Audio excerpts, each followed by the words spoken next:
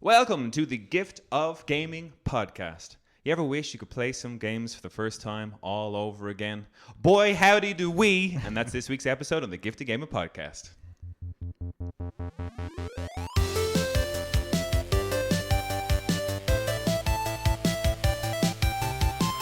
All right, it's me, your host, Darren Wade, as per is the usual. And today, to talk about games that we wish were wiped from our mind, only to play them again, I'm joined by Craig, the Critical Nolan. Craig. How you doing, Darren? Andy, great to have you on. And thank you for introducing great to have you on. And I'm straight on this podcast. to Craig's taking creative control, obviously. Slip of the tongue, sorry. Also, my other guest is my dear brother, Andrew Wade. Andrew, how are you keeping? Good. Glad I still haven't been evicted from this chat. No, you're doing okay. But, just watch your step, Yeah, always. Hey, you said dear brother. He can go no wrong. I would never say that if Colin was in front of me. Well, we're just different like that, Craig. That's how we roll. I'm a kinder, more loving person. That's for sure. So, Craig, you just managed to come up here, and what was the craziest thunderstorm I've experienced in Ireland in a long time? I don't think I've ever heard lightning go on just endlessly without stopping. Yeah. Like just the noise was just, usually it's like a bang and then you wait and you're counting to hear when the next bang is going to be. But it was just constant rumbling for 20 minutes straight. The entire walk was thunder and lightning. Were you scared? A little bit, but then Yeah. I was just like, come on, like, if someone's going to be hit by lightning, A, it'd be on the news, and B, like, yes, sure, I have this tiny little piece of metal in my umbrella, but there's metal shit everywhere, you know? You'd have to... Surely... You have to try really hard. The odds must be billions to one, and yet I had a little bit of fear. But I kept saying it to myself, the odds are trillions to one, and then any time it buzzed, I got You were putting your umbrella down, but like, I don't want any part of it. just in case. I had to go up. I was a bit worried while we were waiting for you to arrive. I was like, oh crap, the cat's up in the apartment and has never experienced a thunderstorm before. And I was like slowly opening the door to check to see if the entire apartment was trashed. Like when a cat was just going mental. He just sauntered in from the balcony being like, hey bro, how you doing? Yeah. Like, okay, so you're fine then. He's used to us all just jumping at him and making loud noises, so we've trained your cat well. Yeah. Thank you for helping him adapt to big thunderstorms. I appreciate it. But what have you guys been playing of late? Anything different? Same old? No, I've a bit late to the game on this one, but I've actually started playing Chivalry 2, which is hilarious fun. Late to the game is in... It's been out out for a while. It just got launched there on PlayStation a while back, but it's on one of the free games for the month. Ooh, what were the other two? Terrible, from what I remember. One was Grid, and the other was... Grid's that racing game, isn't it?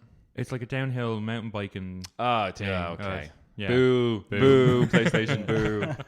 But no, Chivalry is really good. It's like 32v32 medieval warfare. It's like Call of Duty with swords and all melee combat. Wasn't there another one like that was called like For Honor? For Honor was like that. For Honor was kind of like 4v4. Okay. So that was like you'd have a lot of NPCs, characters run around, or AI basically driven characters, and you just like mow your way through them. But then you come across the obviously player characters who are bigger and chunkier kind of thing. Mm-hmm. But this is just players, and it's just literally gritty, get your hands dirty melee combat.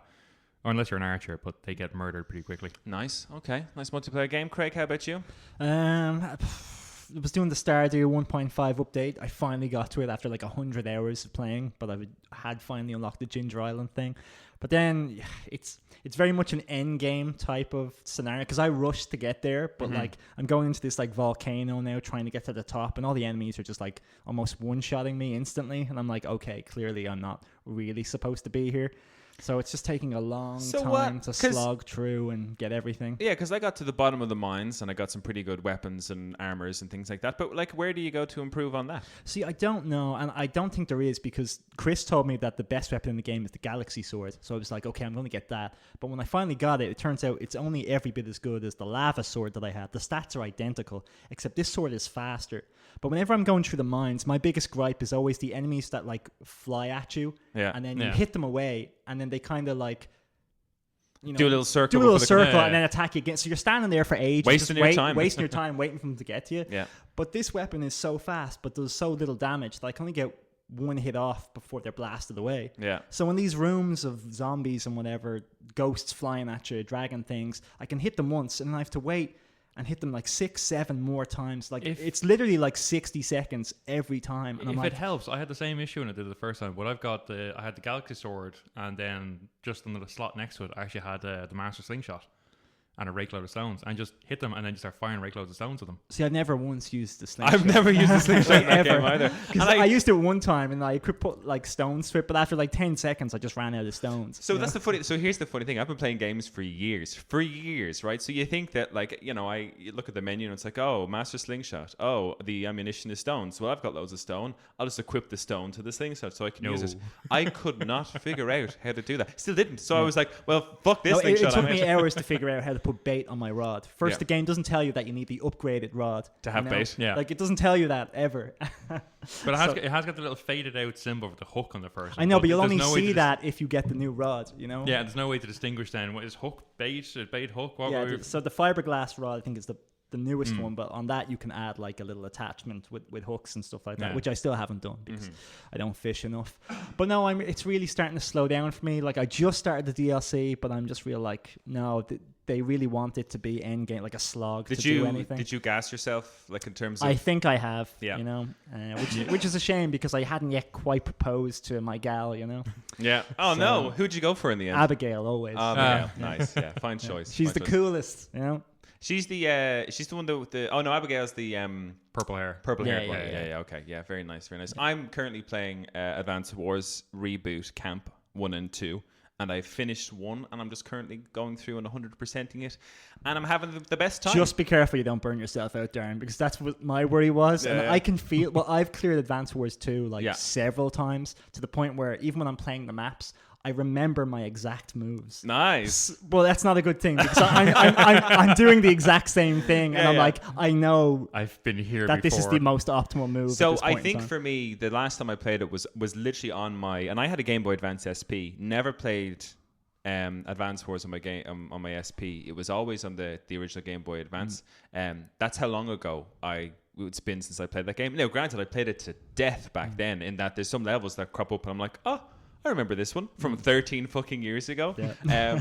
But having a blast with that. So I'm 100% in 1 before I go on to 2 because I know 2 kind of just plays a bit better. It's got a bit more bits and pieces in it. Not a huge amount. But it does. But the levels, because they're so big, like sometimes like I'll start a level, see how massive it is and go, I don't have 2 hours to spend on this right now. You know? But it saves. It's nice because it saves. I can't remember if the other one did that one, but you can save anytime you want. The moment you quit out of a map, it automatically saves your. You could save from your original as well. What you couldn't do was turn off the animations and speed up the game. You couldn't do that, but you could definitely save like suspend your mission. So that's me. But guys, we can't talk about Advance Wars and Stardew Valley today because we're talking about our minds being wiped. And if we could wipe our minds for a single or a couple of games and experience them again for the first time, what games would they be? And I'm just going to kick it off here myself. Going to get this one off the table because everyone expects it. Everyone knows it's coming. But for me, this one has, in terms of, I was at an age where I think I was the most in love with video games. Mm-hmm. Now, I'm still in love with video games now. Love playing them. But, when you're just like, you're 12, you're 13, you're playing video games with your mates all the time. Everybody just has nothing but time for video games. Mm-hmm. So there I am, 12 years old, getting Kingdom Hearts 1. And if I could wipe my mind and play that game for the first time again, you didn't expect it, sure you didn't. You didn't expect me to never say saw that Kingdom Hearts answer. It's like your answer every single episode for every situation is Kingdom Hearts. Yeah. So I'm sorry. What's your favorite racing game? Are you sorry? There is a racing game in the Birth by Sleep version. I can play that. No, but so the reason I say that in terms of being that age and having game magazines, and it was the build up to it. It's been so rare that I've had such a build up to a game like I had to Kingdom Hearts 1, where Graham showed me, Andrew, he showed me a magazine, like just game magazine, and in there was a picture of like Kingdom Hearts, this up and coming game. It's like the crossover between Disney and Squaresoft. I think it was still Squaresoft at the time then, could be wrong, but I was like, the fuck is this? Like, as a young kid, loves Disney, but like watched you and Graham play through all the Final Fantasies and probably played Final Fantasy 8 by that stage, myself, and looking at these screenshots of like Squall in there and Goofy and Donald, and although people think it's mad, one of my favorite weapons of all time is the Keyblade. I love how that thing looks. I know it's a thing. Just it's like, wouldn't hurt, you know. I don't know. It would probably sting a little, but it's not metal. It's completely blunt. Like. To be fair, I mean, like a hammer is completely blunt as well. Yeah. Doesn't have to be sharp. You don't slash with that. He's swiping and slashing. I'm just like, this wouldn't kill you. No, it wouldn't. But it was such an interesting. So that's what I mean, because I had no idea what the game was about when it came into this magazine, you know. And I was like, why is that kid got a giant key? Like, what is this game? And then I got in and I played it, and I got some. I've got some like pointer notes here that I wanted to get into real quickly. But question while you're looking that up, though. Did you know about Kingdom Hearts before it came out? Oh, in terms of in the months leading up to it, yeah. Oh, wow. Because I had no idea. Like, it was just one of those games because it was so under the radar, and Disney were awful at video games back then. Yes. So this is entirely Square's, achievement. I think at this Disney stage, couldn't do shit back then. And you can sense that in its delivery. It's the kind of thing where Kingdom Hearts 1, when it arrived, was definitely had that. Now again, like a kind of more of a colourful Final Fantasy RPG style kind of game. But yeah, it had Square written all over it. But it's in terms of, again, like I've just look at my notes here. Yes, Final Fantasy mixed with Disney. Love that. The Keyblade, amazing. But of course, I have to mention my all-time favorite video game character is in this game as well. It's Sora. But like, he was my age in that game. You know, like he's 12, 13, whatever he's doing. 14. So he's in and around the same age as me when I'm playing through that game. And it was that thing of like, you know, that. I mean, I might sense it, but that thing of growth, you know, me and Sora growing together and understanding the world that was going on. I was like, I love this kid. He's like super optimistic. He's lost like the girl he kind of has the hots for, and his best mate, who I think also has the hots for the same girl. So it's a real awkward triangle. But it appealed to every part of teenage Darren at that point in time. And I remember, like, you know, every new world was amazing because it was that thing where the world map was blacked out. So not until you finish the world did you see what the Disney next one world was going to be, which was pretty exciting. Yeah, and I remember like not expecting, because Andrew, as you'll know, our family is a massive fan of Nightmare Before Christmas. Oh yeah, which is a really obscure kind of Disney entry into the first Kingdom Hearts at the very least, because it's shocking that it was in the first one. Yeah, because all the other worlds are pure Disney. You've got like, you know, like the most cartoonish out of all of them. You know, Yeah. you have like Hercules, the Lion King, Little Aladdin, Mermaid, Beauty and the Beast. Like, they're the core good ones that Yeah. have weird kind of colorful characters in them and stuff like that. You know, and it was just so, you know, I remember seeing that world opening up and being like, holy like Jack Skellington and Sally and all, like, and the cool thing was, like, you know, your characters would change how they look every time they're going into these worlds. And I was like, how is Sora and co gonna look when they go to like, Halloween Town? I'm so excited about this. But that part was amazing. And I think, you know, like the end, what else have I got? Oh, the music. We talked about this the other day, Craig, actually. Kingdom Hearts has some absolutely banging tunes. We played on Smash, of course, like we do Hollow Bastion's level, and there's some just amazing tunes. Even the remastered Disney tunes, particularly Halloween Town, like I can hear it in my head as the second you spoke. It's just so good, like, you know. And then I think, you know, the ending of the game as well, at that age, was just something I loved. This idea that, you know, you find Kairi, spoilers out there, but, you know, for anyone who hasn't played Kingdom Hearts 1, but you find Kairi after all this kind of stuff and realize like her heart isn't strong enough, and then Sora sacrifices himself with like the dark keyblade, becomes a Heartless. I was like, what? I'm fucking playing as a Heartless now? This thing's crazy, you know. Donald and Goofy like leave you know, for the true keyblade master, ends up being your mate, but then they come around because they know Riku's evil as fuck, like, you know, so you don't want to go down that road. But the whole thing of like the end of that game where you beat it and you're trying to save Kairi, and you know she's safe, but all the worlds are, you know, they're separating again back to the way they should have been. And Kairi's on Destiny Island, and Sora has to let her go because he's like, I've saved her, but I gotta go rescue Riku because he's still trapped, you know, within darkness. And the end of that game is like where he lets go of Kairi to go save his mate, and, you know, it's this cool thing where he has to close the door to light, you know, or close the door to darkness. And him and Donald and Goofy are on one side, and Riku's on the other. And he's like, you know, we have to close it from this side. I can't get out. Like, I can't go home with you. And then you see Mickey Mouse enter the fray for the very first time with the inverted color of the Keyblade, which was also pretty crazy. But that last scene where the door closes and Riku's like, take care of her for me. And I'm like, oh, 13-year-old me is feeling pretty sad right about now, you know? But it's that thing where I've gone back and I've played Kingdom Hearts 1 a couple of times since, and I've never felt the same way as that first time, experiencing each Disney world for the first time, seeing what your characters are going to look like. What, you know, what Final Fantasy characters are going to be in it. Like that moment you see Cloud first enter, the Colosseum and the Hercules world, and then you finish all the tournaments, and there's this like bonus platinum match, and I'm like, oh, and I'll never forget, me and Graham were sitting down on the chairs watching the TV, and I was like, oh, I've unlocked this platinum match, I'll go into it. And you run into the arena, and there's this big, purple orb like in the sky, and it dissipates, and all you hear is dun dun dun dun dun, and I'm like, no way did they put Sephiroth as a battle in this game, and it's the toughest fucking fight ever. But if I could wipe my mind and play through Kingdom Hearts again for the first time, I would do it in a heartbeat. I would also like to put in the fact, watching you doing that as well, that Sephiroth fight, I think you were like level 30 something, and you spent an inordinate amount of time trying to beat him. Kev's not going to like this one, Kev Brennan, if he's listening, but me and Graham kept doing that fight over and over again, and I managed to beat Sephiroth kind of level, I think, 53, 54 at the time. Really tough battle, really close, but, we changed all our tactics, figured a way to beat him. And Kev had always said to me, he was like, and I tell him, oh, Kev, I beat Sephiroth. He's like, how the hell did you do that? Like, would you mind like having to go on my file? And I was like, yeah, no problem. So go down to Kev's house, he loads up his file for Kingdom Hearts. All his characters are on level 100. Oh, like really? maxed out, right? So I changed a few like techniques and a few abilities. And it was actually quite disappointing. Like I whooped Sephiroth, which made me feel quite dirty. Like, but you're not supposed to be that strong. Yeah. But that was quite cool that I was like, Kev, you're so pathetic at this game. Look what I just did, first time almost, But that game has so much magic for me, like such a lasting effect on me since. And I pray Kingdom Hearts 4 will be a decent game with lots more Final Fantasy characters. We can only live in hope. That would be great. Yeah, nice.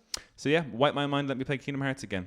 What about which one of you guys would like to go first? Let's go for it, because I have very few. So well, I've got quite a few. So at least that way, like if you choose one of the ones I've already picked, I can use backups. Oh, that's fine. But like I've just one big one that I'm going to talk about. Ooh.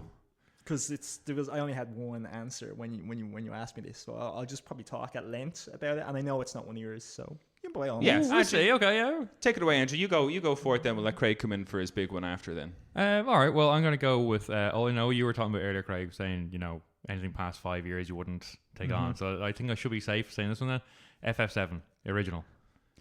The original FF7. The original FF7, not the remake. The original old school. Nice. Pixel. Final Fantasy VII was already platinum before I even found out about it. So to this day, it's the best £20 I've ever spent in my life. And I say that constantly. I can't believe. I remember taking out the 20 quid because I was playing it for the first time at a friend's house. And he had no memory card, so we could only get so far. He went all the way back. Again. And I remember just being like, Dad, can you go into town and get me this game? And I gave him the £50. And he came back and was like, here's 30 back. And I could not believe it. I was just like, I can't believe this is the greatest game of all time, and it only cost me 20 quid. I was just like, I wish I could just take out the roll of 20 quids and buy games of that quality forever. But no, that was the one and best.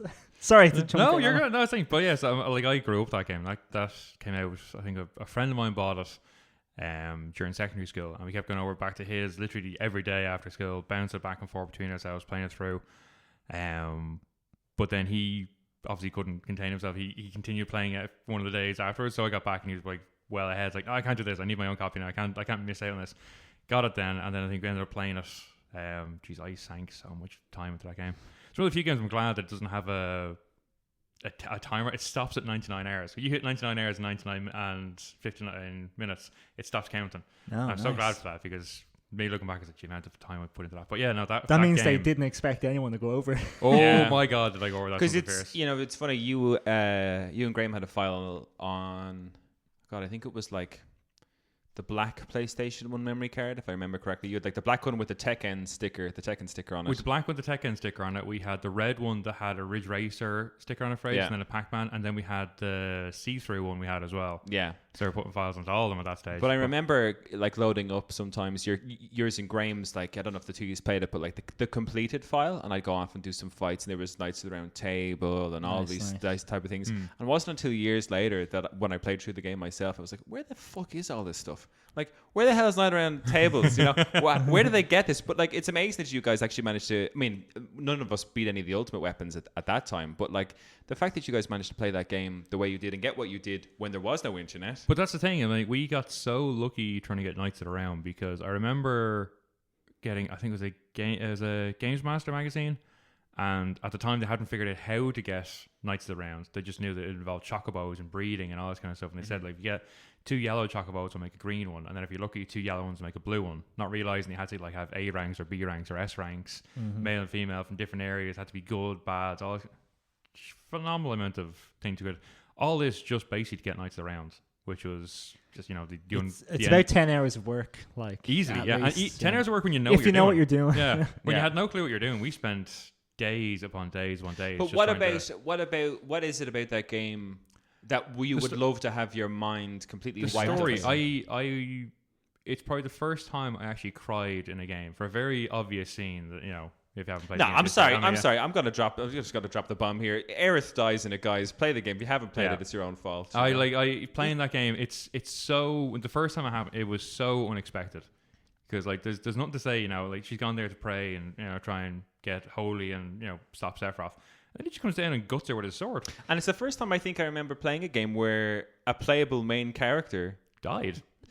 But it's annoying. I never got the reaction because I just never believed she was dead. I was just like, they would never do that. That's ridiculous. Plus, I have 50 Phoenix Downs in my like inventory, so this means nothing. Yeah. Like they never like shown me that like a stabbing like that meant actual death. Because I always thought everyone was dead all the time. Like every time they knocked us out, like my health is 0. Like, surely I'm dead. But it's like the music, just as the holy material starts bouncing and it starts playing Aerith's theme as it bounces down, that just got me right in the feels. It's the most special thing about that scene in that game is Sephiroth leaves and he drops, you fight Genova, like a form of Genova in that battle. With that music playing. It's just like it just does that battle transition, but it never stops the music playing. Yeah. And I remember watching you and Graham play that through that like the very first time. I was like, whoa, this is oof. What is this I'm feeling like, Oh, it was, and it's again like it has such a good story. It had like the whole thing where now I didn't understand it until years later, but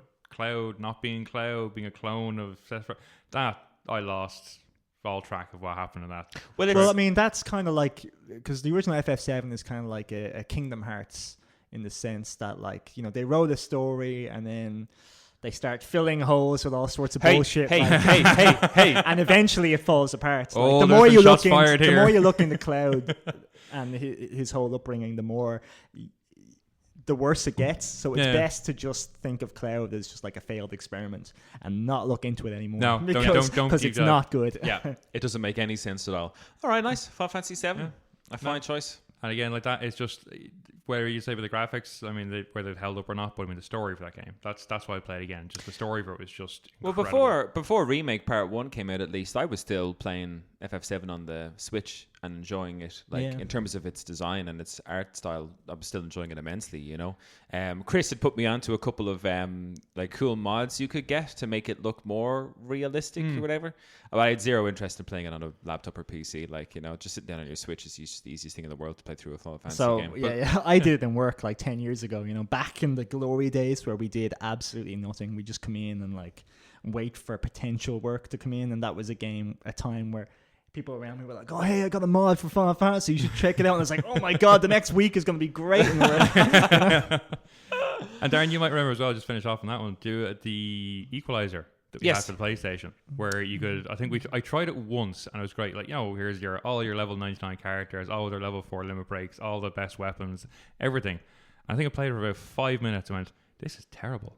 Well, you could just blast through the entire thing, and but it was cool. There was no. Wait, sorry, what is this? So there was a thing we had for the PlayStation 1 called the Equalizer. And it was basically a cheats cartridge that you plug into the back of the PlayStation. When you said Equalizer, I had no idea what that meant. But it basically just gave you everything you could ever want. All master materials of every kind, all the best weapons, everything. But I thought it was cool just because, Aerith dies in it. So I was like, I'm never going to, by this 2, I'm not going to have her fucking ultimate limit break, I'm not going to have that. So it was cool to just see what they were. And yet those are in the game. They put all those in, even though, there's no way you'll ever get to use them. Yeah. No, it did. I went back and got it all. Oh, it's doable, Andrew. But I remember. You know how to unlock each limit I spent break, a lot of time on it. Yeah, it's just literally just fighting a million bad guys. Yeah, that's what those little fire dudes. Using your limit break 10 times unlocks the level 3 limit break. The level 4 limit break is by 200 enemies, and then it goes back to using it 10, 20 And it's not. I don't think it's 200 enemies like in general, it's that character has to kill. Yes, that character. They have to deliver. Plus all the enemies they killed before they got the upgraded limit break don't count. Don't count. Yeah.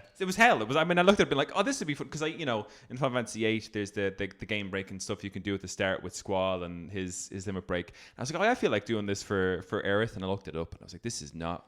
Even with the 3x speed, this is not worth. I got Seal Evil and I thought it was a badass. I was like, oh my god, I got her level 2. It uses silence. I will never use this. Yeah. They weren't great. Like some of hers weren't great. Craig, what about you? Your mind's wiped. You got to play a game for the first time. What's your? So I had thought long and hard on this, Darren, and the reason I was like anything over than 5 years is because like my brain might like be damaged by all that trauma of like losing out on all those conversations I've had about that game over the years. And that all being gone, you know. Suddenly my life doesn't make sense anymore. Craig's thought about this way more than I have. A deep dive here. Suddenly I'd be talking to someone I wouldn't even know their name because I was introduced to them by talking about Final Fantasy, you know, that type of shit. So I'm like, no, I dare not say that. I wouldn't have met my girlfriend, you know, that type of shit. Like so for me, like, it has to be somewhat recent. Okay. And what I must say, though, Darren, and I find it very lucky for me, maybe, is because that excitement you felt about Kingdom Hearts, I still feel that, like, every year with new games. Like, Final Fantasy Remake, Smash Brothers Ultimate, those gave me those. Like, I was counting down the days for both of those games, and I was just like, man, I am still a kid, like, you know, the fact that I get this excited about these things, I love it, like, and for those reasons, those would be the games I would go for. But Smash Brothers is not the type of game that, you know, erasing my mind would solve, because my skill level would drop drastically and I can't have that, you know, so I have to be able to destroy you guys. Hundreds of hours worth of not hanging out as if well. That game was wiped, like the whole series wiped, I don't know who I'd be today, like, you know, just a shell. I just crumpled to the floor, too much was taken, you know, like trying to donate some blood, but you just gave way too much. 40% of your brain is gone. You're like, I need that to survive. Because all up here is just full of Nintendo Smash trivia, Final Fantasy this, Final Fantasy that. So because of all that, the game I had to choose based on all the hype and the excitement I got for it is Persona 5. And wow, okay, not what I expected. The main reason for any of this is because I didn't play Persona 1, 2, 3, or 4. Mm-hmm. And I think one of the reasons why I love Persona 5 so much is because these guys clearly had learned so much from their previous games. And just like Smash Brothers Ultimate, which I think is a culmination of everything that came before, Persona 5 is very much a very complete, very cool game with so much going on, because it's 5 games worth of content. You know, they've learned, they've implemented, they've adapted, they've changed. So you're getting a very, very polished game with loads and loads of unique ideas, so much so that I'd never seen before. So the first time I beat up Persona 5, I was just like, okay, let's give this a shot. The reviews were pretty good. Oh my god, an anime opening? I love anime. This is pretty cool. And I was excited right from the get-go, you know? And then all of a sudden, you know, you're this kid. He doesn't talk very much, but his voice is pretty cool. So I'm like, I like this guy, you know? They're like the semi-silent protagonist, you know? I had only recently watched Death Note, so I named him Light Yagami, and I was like, I'm going to play him like he's Light. And he looks just like him, so that was another plus. Yeah. And then I think, you know, you go to this guy's house, Sojiro, and he's this cranky old man, but he's like, all right, you can live with me for a bit. And I was like, oh, cool, this is going to be a weird relationship, me and this old man, what's going to happen, like, you know? And the next day I'm off to school, and he's bitching and moaning at me. I'm like, hey, come on, Sojiro, come on, we can figure this out, you know? Like, I feel like I'm hassling him. Like, I was very much living the character, you know? Yeah. And then you meet a couple of kids, and it's just like, okay, who are these two? I mean, they seem kind of interesting. I saw one of them in that opening cutscene. That's kind of cool.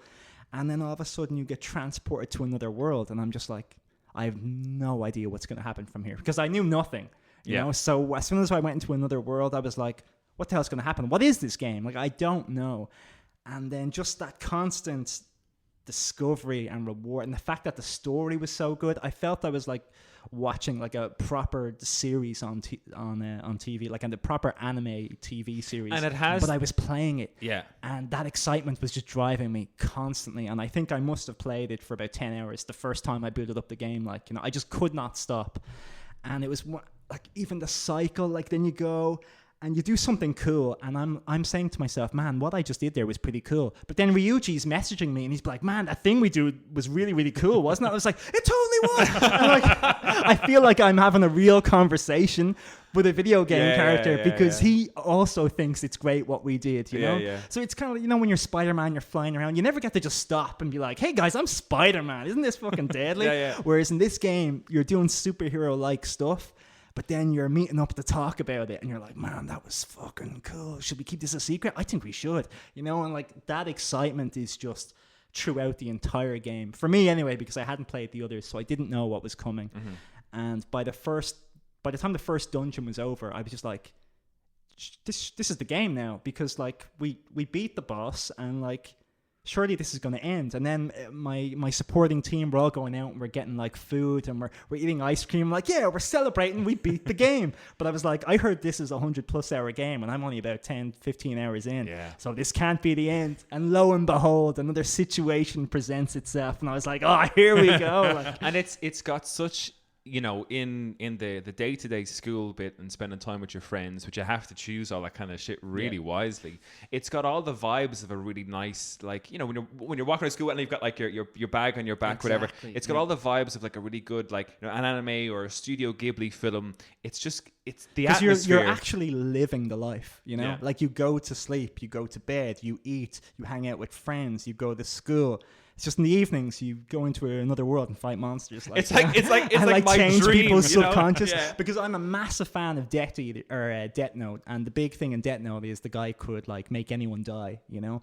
Whereas in this, we go into their subconscious to make them a better person. We kind of take away the evil, and you make them a better person. But just like in Death Note, the world slowly starts to find out that something's going on. There's a group out there, you know, kind of upsetting the balance, you know, like, are they good guys? Are they bad guys? And that whole time, me and the gang are just like, oh, look what we're doing. This is great. The opening to that game was great because the opening is the scene where you get caught and arrested, right? It's kind of like so it opens and it's like... It opens with a bang. You're in the second last palace with all Arsene fully upgraded with loads of spells, which is a bit of a shame because Arsene doesn't actually upgrade anything. So the game kind of lies to you there, like, you know, they're like, oh, just hold on to Arsene, you'll get him back later. Better than ever. And he's kind of false. crap. That doesn't happen. He's crap very early, like, you know. He is, but if you're like me, I kept him for the whole game. I just had to. But even during that sequence, like, there's a fucking deadly cutscene, and then all the cops grab you, and then you're arrested, and then you're going through the whole game from the perspective of you in jail, just narrating the story up to this point. You know, and it goes back anytime a new character is introduced. It's the prosecutor going, oh, so this is how you were first introduced to Maru, blah, blah, blah. Like, tell us more about her.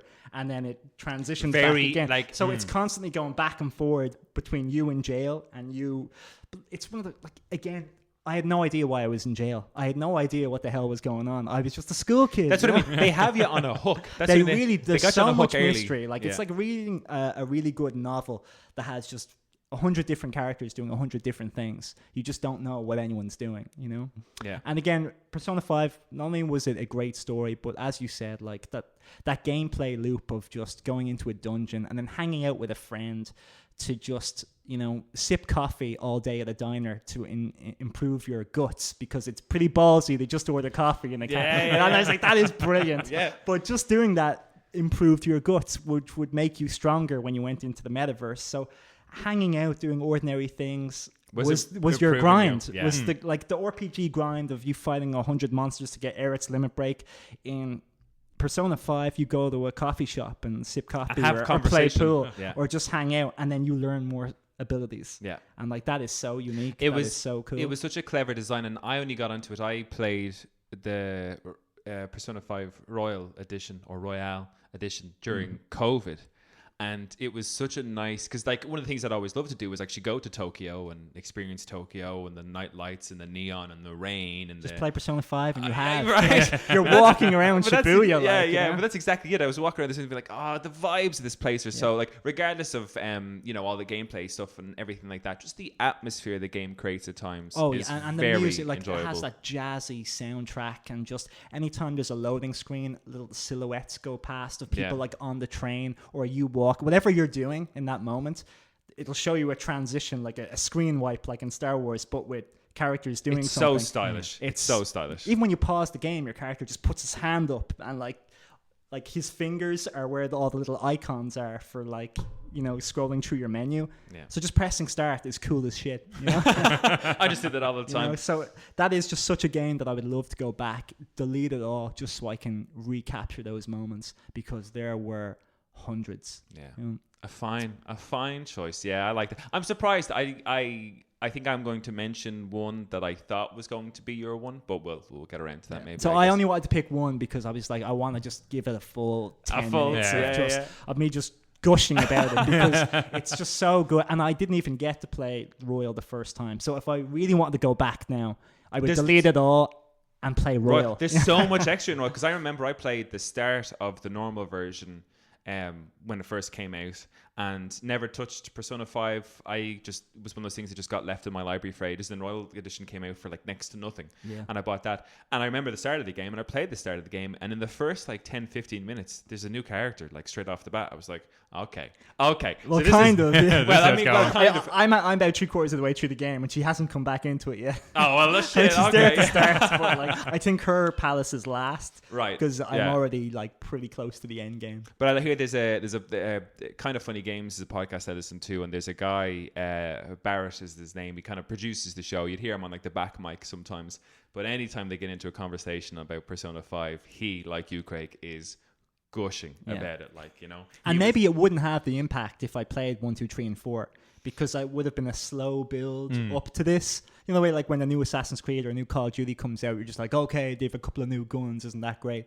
Whereas with this game, I just went straight to the 5th game, so I just got everything in one package, like, you know. So sometimes I think that's the way. Let a game build up a couple of sequels. Let it cook and for then a once while. they figured it out, you know, Yeah. your Hogwarts Legacy, your Cyberpunks. No, wait till game 3, game 4, and then get that shit. Yeah. You know? Very good.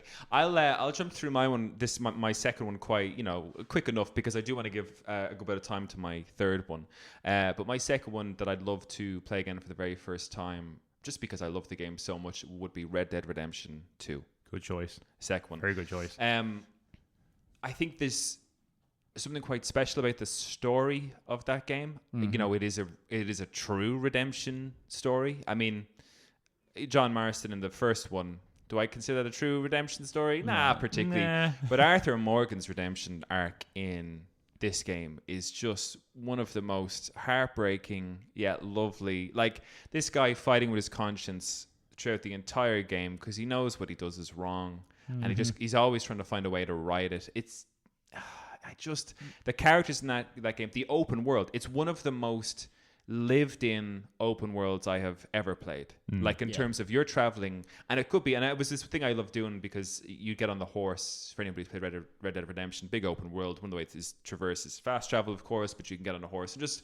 ride through the Wild West, essentially. And I would always put it on a cinematic camera and just let it, because you could just hold X. Same. Anytime I went to anywhere, I just did that. And because chilled. sometimes you got music that would kick in, and other times you just come across like just crazy scenarios, like people trying to rob you, or like a police armored little cart that had money in it being robbed, and you can choose whether you want to rob it with the guys or do you want to help the Or a police. little ambush or something. Yeah. And there was this, for anybody who's played it, there's an area in it where it's kind of like it's a swampland, and I remember playing through, like, just going on my horse through that in the dead of night, and literally in the trees seeing like torches and people with torches just running through the bayou, like, you know, and I was like, what the fuck's going on here? But there's a cannibalistic group but it was so scary. I was playing it at like 1 a.m, just been like, okay, I'll get to Saint Denis and then I'll sell a couple of my wares, upgrade my gun, and then we're going to call it a night. And you have to go through the bayou to get to Saint Denis. And I was like, what is going on here? But they ambush you, and they get into, like, you know, they knock you out, you get into like cutscenes and stuff, and you can end up,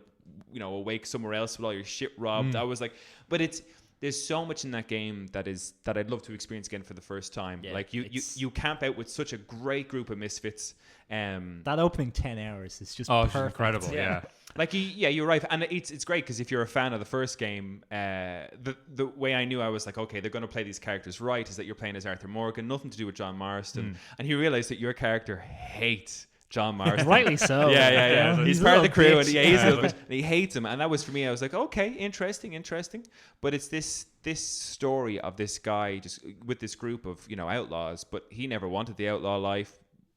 doesn't want it now, but it's kind of all he knows. And he's trying his best, but he's a killer. He's a murderer. He's just doing his best to get along. And even though he's a bit of an asshole, like going around killing lots of people in that game, I still, right up into the end, I was like, oh, Arthur, I just wanted things to be okay for you. And the worst part about that is that when I started the game and I was playing as Arthur Morgan, and as time went on, I was like, I love this guy more and more. There's no mention of Arthur Morgan in Red Dead Redemption, and I was like, that's not a good sign. You know, No. the fact that in the first game I hunted down every other one of these people in my group. Well, no, I mean, you only hunt down 2, 3, like Javier and Dutch, right? Yeah. And they're the only two. Is they the only two? Are they? No, and the crazy fella who's always a loose cannon right from the get-go. I can't remember his name. Bill. Oh, Bill. Bill. Yeah. But all the others, you don't. But is there mention of them at all, or are they all brand new characters? There's only mention of those 3 in Red Dead Redemption. Yeah, None of the others are mentioned. And granted, most of them do die. It's hard to kind of... When you start to think about it, I was like, God, they never mentioned Sadie. They never mentioned... is it Javier? What's the Native American... Letty, is that him? I think it's... Letty. There's Lenny, who you go and save from the... You go out drinking with in that early that's quest. such a good mission. Yeah. The photos of he's just like... Yeah. Having a great time. But it has such excellent moments. But what I loved experiencing about that game, and it's for me, I know a lot of people complain about Rockstar that they didn't deliver for like online content for Red Dead Redemption 2. It's such a good solo player game. And it should only really, I mean, that's all it needs to be. Yeah. I mean, Graham, and for Kieran, Andrew, we did a great, like, online, the 4 of us had our own little posse going. That was great. And that was grateful, but there wasn't a huge amount to do. But, like, hats off to the development team, because there were parts where you'd finish a mission. And if you're a gamer, you're like, hop on to the next thing. I'm not going to spend any time right now where I am in the camp. I'm going to go off and do the next thing. But there was missions that you'd finish, and if you just hung around the camp, people would start drinking and have a sing-song and have a get-together, tell Camps stories. were the best parts of the game. Yeah. And you never had to experience any of that. Yeah. And there was so much effort. So much put into it. missable dialogue Yeah. that nobody will ever hear because you can't be everywhere at once. Yeah. And it was just like that kind of stuff was incredible, and like experiencing like some of these characters for the first time, some of the missions, like that first train mission as well, was like So cool. cool. Like there's so much of that game I'd love to just, start it up again, not know anything about it, and That hit it being up. said, as great as the game was, eventually the combat just gets so crap. Yeah. It And does get too samey. easy, Yeah. and then there's just wave after wave of like eventually there's just every mission is just you against 200 men. Yeah. And you can take them down no problem, which is my biggest gripe with the first game and how John Marsden goes down is that, you're fighting wave after wave of bad guy. And I was like, this is fucking easy. I'm just obliterating them. They could send 1,000 men and I would destroy them, no problem. Yeah. Because the combat is just so simple. Like it auto locks on and everything. So it's just Well, you can turn some of those things off. So the auto lock on I turned off as you well could, to but make it a bit more the game interesting. isn't going to give you fewer bad guys No. to deal No, with no. then, So it's but at least then it's kind of there's a bit of a challenge involved in it, because I remember playing through it and I probably got halfway through the game and I was like, this is stupid. Like in terms of you just hold aim and you're already locked onto someone, and then release aim and hold aim again and you're locked onto someone. Too easy.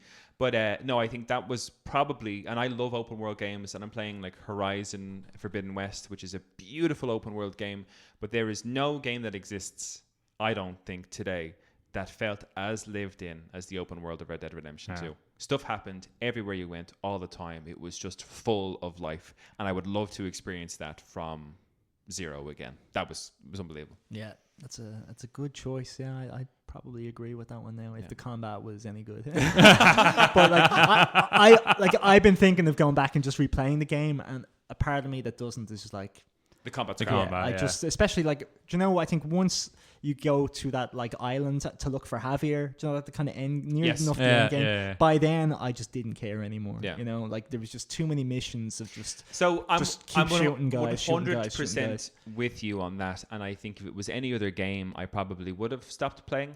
But the story, the narrative of Yeah. that game had me hooked so much to be like, Yeah, you know, the narrative and was as time went on, like, you know, Dutch got crazier and crazier, and Arthur was like, how do I? stop this. And guy. everybody else in Gotta the calm camp, this guy down. everybody else in the camp expected you to be the one to calm Dutch down. So you were in this real predicament of Arthur Morgan's been like, I don't know what to do. Like, you know, he's just a kind of like a guy who's not the smartest dude and just wants to be good, and he just can't. Like, you know, so good. Andrew?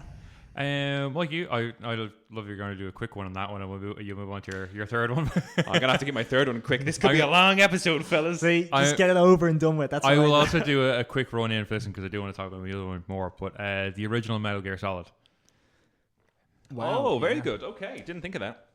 Because that was like that. The story in that again was for the time was incredible. And there's so many things in that game that just blew me away, like Psycho Mantis and pulling out the controller out of the PlayStation, all that kind of stuff that just you'd never seen it in a video game before. It's quite clever. One of the things that only dawned on me recently, because we on one of the post shows, Craig, were picking a cast for Metal Gear Solid, or at least I picked a cast, and you guys rated it. Yeah.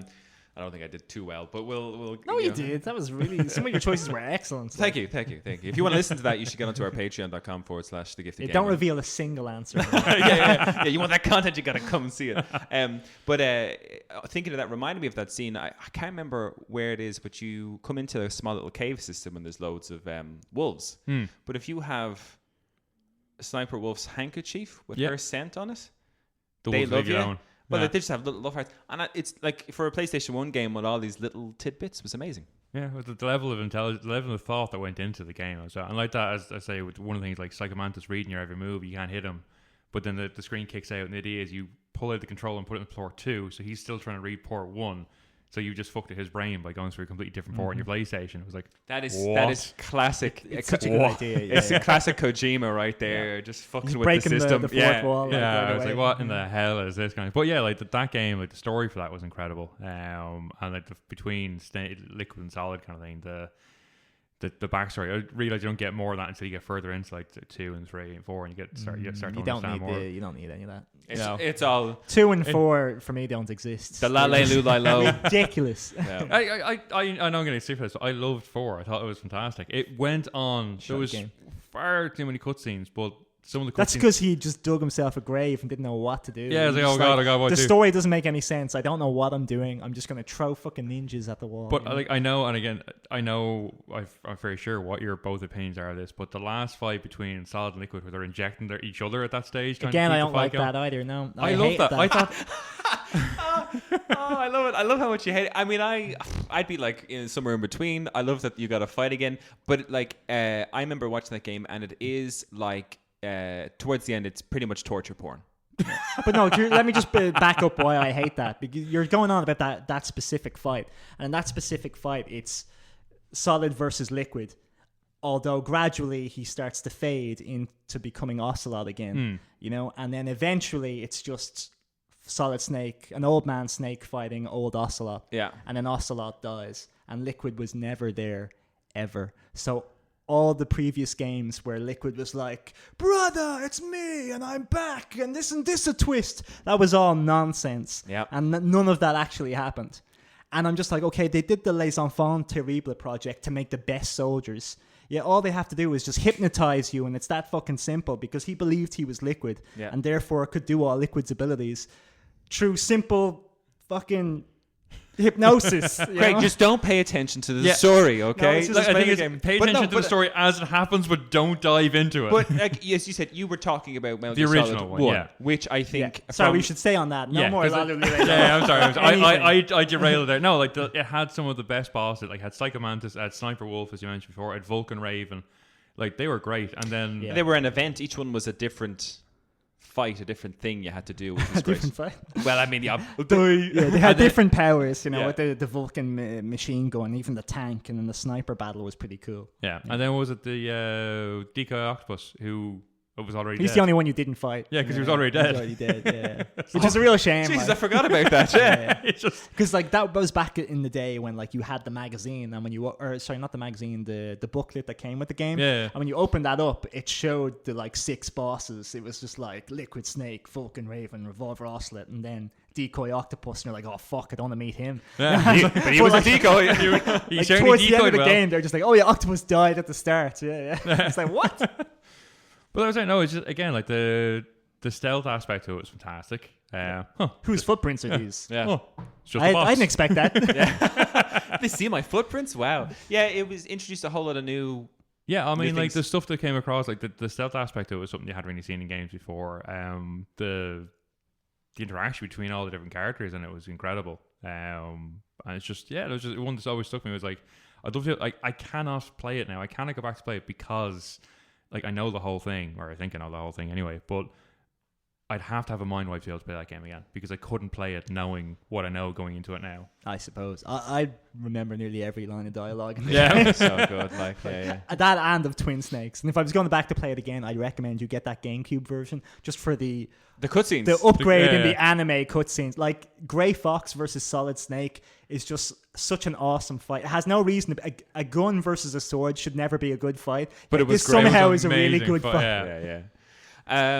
Craig, you said you had a second one, or are you just happy to leave it on Persona? No, I was going to say, like, you know, if I really, really wanted to get that excitement back, then Smash Bros. Ultimate and Final Fantasy VII Remake. Would have been on the list, but I need that information in my brain, so I couldn't make those decisions. But those are two of the games that I would love to go back and have that feeling again. Yeah. Just because other than Persona 5, Remake and Smash Bros. Ultimate made me feel like a kid again, so much so that I was like looking forward. I was going to bed late and getting up early just so I could play longer, you know, type of thing. Yeah. So it would be, those are the three, and again in recent years. Yeah, and then that's because old games do not excite me. Yeah, well, I mean, I could totally get that. Like I said, and I picked Kingdom Hearts 1 as a 2000 game or whatever, just because of like that was the child in me that started a whole love for a series that is, you know, not amazing, but I think it's amazing. But I think Final Fantasy VII Remake Part 1 was the last one on my list, and all I will say about it is, because we you know, I'm sure in the when we get closer and closer to Remake Part 2, we'll probably do a deep dive into Final Fantasy, so I won't hit on it too much. But Final Fantasy VII's music in the original game was something I thought could never be improved on. The game improved on it. Remake improved on it. The characters, I didn't think... Well, I mean, definitely could have been improved on because of the technology and everything like that. But I was like, this is the characters. That's how they're set in my mind. They improved on that. There's certain levels, certain places that I loved. They just turned it into these, like, the slums, Sector 7 slums. When you first walk into the Sector 7 slums with the world map music and you can see the plates above you, it finally and Barrett made runs sense. off going, Marlene, I'm going to get you. Yeah. Like, they know they're hitting you in the fields, and they're big time, timing it to perfection. Yes. And it's that thing where I played 7 on the PlayStation 1 and thought I knew what places looked like and but when you play the remake and you see everything, it's just the plates thing as well. And it's a silly quest, but there's a bit where you have to turn off these lights on the bottom part of the plates above the slums, and you end up finding out that that's the light, like the sunlight, inverted commas, for the slums. And I was like, this place is so fucked up. And you don't, sometimes that never translates in the original Final Fantasy VII, but everything that was in Remake was an improvement. I don't think anything was taken away from that series, apart from the end of the game, which is stupid. And the combat as well, if you wanted your turn base, like, it's a different game. Like, that's an RPG. This is very much an action adventure. And I'd like to say as well, just the fact that you're saying the things they added, the quote thing, the honeybee inn, that one room that you can walk into. Oh, with all the men in their speed. Wait, you wanted that back, did you? No, I was like, I saw this, like, they tell me this hasn't been added back in, and of course that was added back in. Yeah, they couldn't miss it. They couldn't not put that in, But as you said, like, the combat is, I think, some of the most fun, or probably the most fun combat system in any game that I've played. I thoroughly enjoyed it. Just the cinematics of it all. The slow down, anytime you went to your menu and everything was just going in, like, super slow motion. I was like, you could just go into that mode during a fight and just watch it, like, endlessly. I was like, it was the only game. So, like, I'd play games back when we were younger, let's say Final Fantasy VIII, which is how I met Kevin, Brennan from New Zealand, and Luke, of course. Luke is always on the podcast. So you can't delete that game. You'd lose all your friends. There's all my friends. I wouldn't even be here.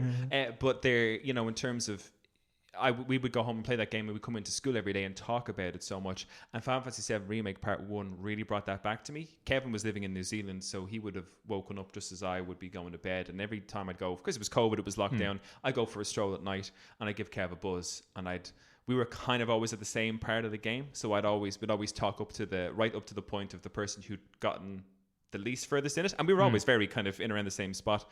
But I'd go out for a 10-15 minute walk and talk to Kev. 2 hours later, I'm walking into my front door, and we've just been gushing about what's just happened, and I think and that's when I think of remakes, and we said we might talk at some point in the podcast about the difference between remakes and remasters. That is the perfect example of what a remake should be. Exactly. Yeah. It's because of that game now that I don't think any game ever will get another 10 out of 10 in terms of music for me. You know, I will always now rank it a game That's the lower comparison. because that's now your new benchmark. That's the And pedestal it is for it to hit. unbeatable. Yeah. You know, Yeah. like that level of just fucking getting massive choirs for every single song, for which there are hundreds, Yeah. you know, Yeah. and variations of loads of ones. Like that you I already went, knew. I went to see. Me and Graham went over to London to see the Distant Worlds Orchestra play Final Fantasy VII Remake Part 1 music, and they opened, and like the moment they opened, I actually felt myself welling up. I was like, "This music is like but it's incredible game music, but it's really important music as well in terms of for what what game music could be and could become. It's huge. Like Nobuo Uematsu he's fucking huge, and he's huge for a reason. He makes video game music, And insanely good video game music. some of the best stuff I've ever listened to in my life. And like one of the things I was worried about was new music coming into this game. And there's one of my favorite bits in the game that never even existed in the original one is you climb the wall to get out of the slums essentially, and you fight kind of weird robots, but there's this boss music when you're fighting this big robot thing, and it's hugely up tempo, and you kind of feel like everything's on the line, like you really have to hurry up and beat this guy. It's a new Final Fantasy tune, one that was never made before, and I was like, this slaps. Like this is so good, Fantastic. Everything is so good. But I'll stop remake that because we have to do a Final Fantasy 7 deep dive, and I'm going too far in it. Andrew, we shall finish off with your last choice. Yeah, my for last today's one show. is a bit weird. I'll give it that now, but it's something that I really enjoy playing through. Tekken 7. You want your Mindwipe to play Tekken 7? Yes. I'll tell you why, because I know Tekken isn't really what you call a story-driven game, especially when you look at the likes of, say, anything from 3 onwards, 3, 4, 5, and 6. I'm so interested in this because me and Graham just played through 7 together, so I'm well up on the story. Yeah, but that's the thing is like when you because I remember playing Tekken 1 when it came out of the PlayStation, and that was, and I think a friend of mine, Mark, same guy I played Final Fantasy 7 with, got that.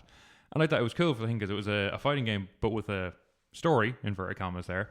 But it's Heihachi basically throws his son Kazuya into the volcano to see if he's worthy of following on the Mishima name kind of stuff. Switch to Tekken 2. Kazuya's back. He's beating Heihachi. He's taking over the Mishima Zaibatsu thing, and then Tekken 3. That was when like Tekken Force got brought into it. That's Heihachi's. I'm going to help keep the world safe and all this kind of stuff for this. And then it kind of lost its way a while there. You had the whole Kazuya and Yin's mother, the story there, and then there was Heihachi and his wife that you heard very little about, and trying to figure out why the family was so. People might need to check out the Wikipedia for all this if they want to keep up to date. I'm sorry. This is a fast forward through Tekken history I right have there. no idea Powering what's through going Tekken. But no, I always. It's like, how much can I get in? I always loved the story behind it. I'd call me weird for that, but I mean, it was always something that I enjoyed. And then Tekken 7 was pegged as, it's going to end the story. This is going to be we'll clear everything out kind of thing. And I just love to when you're playing through, because you realize that like Heihachi, who throughout the whole thing is pegged as this absolute dick who's just out to like murder his son, his grandson, actually had honorable reasons for doing it kind of thing. After his wife turned on him, and Kazuya hated Heihachi because he thought he killed Kazuya's mum. Turns out Kazuya's mum actually tried to kill Heihachi. She was from a rival clan that was out to murder him to destroy the devil gene that Heihachi never had in the first place. And it went into a huge thing, and it was genuinely emotional watching the last fight then. But didn't he kill like the hundreds of people throughout the games? Yeah, yeah. And do you feel bad from just because? I played through it recently, and I didn't feel bad for Heihachi, but I have to say, I never liked him as a character. I never picked him. I was like, he's pretty boring. His hair is whatever. too outrageous. He's not. Paul Phoenix. He's not the most outrageous of them all. But no, it was I will give you that.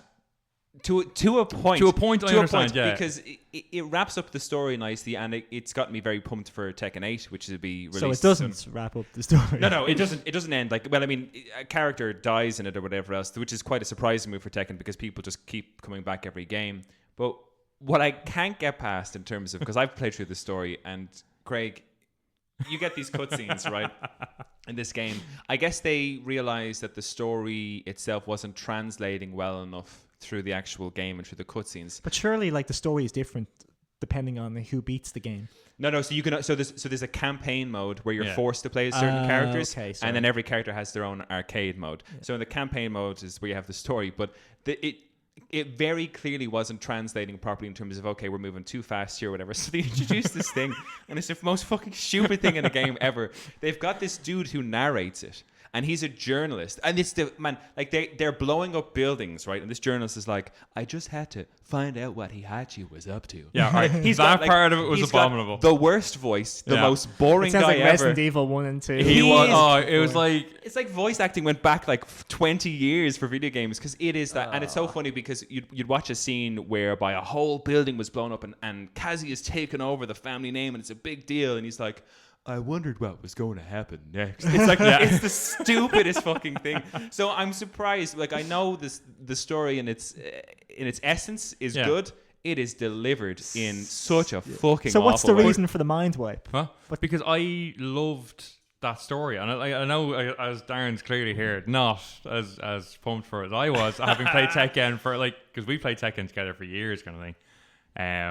But no, I loved the whole backstory originally, because it was the whole the family feud that was going on, kind of thing. Whereas the dad is trying to kill the son, who's trying to kill his son, who's then the grandson's then trying to kill the dad. And that had you hooked all the time. Like It was because when the constantly? first Tekken came out, it was a little story hidden behind a fighting game, which I thought was quite cool. Very much so, because my favorite character's storyline is just him trying to keep his Chinese restaurant open and then he doesn't go broke. Nice. So the game's really weird.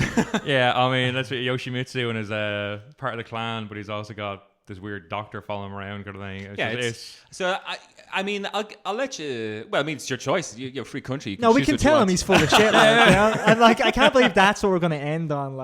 Of all the crazy games you play, and you're just like Tekken this 8. this Tekken Tekken 7. game which has a bare bones story that nobody cares about. And the But only here, if I had picked one that everything you'd get, no, we can get It's this. true. We I'm get- angry regardless. Craig, You and I have to thank him. It's content. Do you know what Yeah, I mean? I was like- you know, at the end of the day, it's content. But that's it.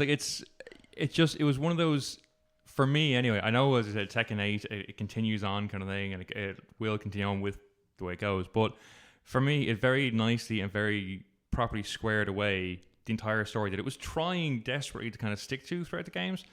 It had the first two games. It just didn't do it well, Craig. It didn't. Well, It didn't no. do it very well. Yeah. If you But have to input, which is clearly an afterthought, like a journalist telling you the story, Yeah. it would the worst. It's voice just actor- narration because they The don't have the narration- budget to show you what's Yeah, going Yeah, on. I think yeah. the narration was based on the thing that maybe not everybody. This might have been the first game for a lot of them to kind of play, kind of thing. And I don't know if it was a hope to we'll bring this in and try and fill in the blanks. You're right, it was terrible. It was abysmal voice acting. What I will give you is that it has made me very excited to play Tekken 8 from a narrative perspective, because it is, I think, the most story driven of all the Tekkens. It's the only one with a campaign mode per se. All the others are arcade modes. Well, Really. one of them there was the Tekken Tekken Force and then your man was it I can never remember his name. the cousin Lars. Lars, yeah. Fucking stupid. Yeah, he had a Craig, Tekken's a great fighting game. Smash will always be my favorite, but Tekken's a very, very, very close second. But it's fucking stupid. It's a stupid game with stupid storylines. But the fighting aspect is unbelievable. pretty- Yeah.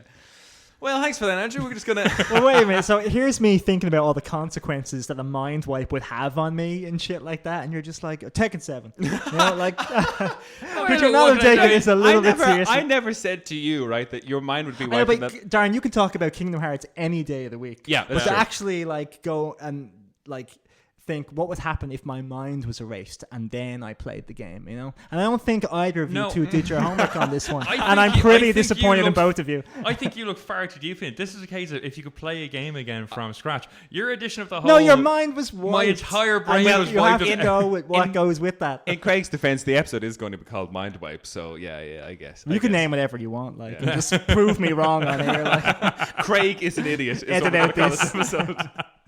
Well, guys, this has been another episode of the Gift of Game podcast. And before we leave, I'm just going to go through a quick little bit of housekeeping for you, because after this show, I'm going to ask Craig and Andrew the question in our post show: would they have saved Ellie from The Last of Us Part 1? That's the one. Oh, yeah. Yeah. Get your thinking caps on, fellas. Dang. And if you want to hear that kind of stuff, you need to go onto patreon.com/The Gift of Gaming and sign up to our tier. It's as much as a coffee a month. That's how cheap it is. And for I would say, really, really good content, right, fellas? Sure. Oh, okay. You guys didn't stick to the assignment, so I don't know. Thanks for it. You're really selling the podcast here. If you like that, you want to get involved with the conversation, you can hit us up on email at thegiftedgamepodcast@gmail.com. gmail.com. Andrew and Craig, it's a pleasure as always. Thank you guys very much for Thank having you on so the much show. for having me. Thank you, guys. And to our listeners, keep enjoying the gift that is gaming. Peace out.